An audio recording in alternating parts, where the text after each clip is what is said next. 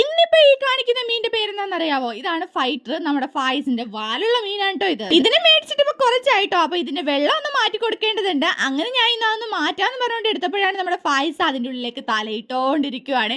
അങ്ങനെ അതിനെ കണ്ടിട്ട് എന്തൊക്കെയോ പറയുന്നുണ്ട്, അത് മുട്ടയിടുന്നതാണ്, അതാണ് ഇതാണെന്നൊക്കെ പറഞ്ഞോണ്ട്. പക്ഷെ ഇതൊരു ആൺമീനാണെന്ന് എനിക്ക് മാത്രമേ അറിയാവുള്ളൂ കേട്ടോ. അവനോട് ഇത് പലവട്ടം പറഞ്ഞ് മനസ്സിലാക്കാൻ ശ്രമിച്ചെങ്കിലും പക്ഷെ അവനത് അക്സെപ്റ്റ് ചെയ്യില്ല കേട്ടോ. അതിനകത്ത് പൊക്കത്ത് കാണുന്ന കാര്യങ്ങളെല്ലാം മുട്ടയൊക്കെയാണെന്നാണ് അവന്റെ വിചാരം.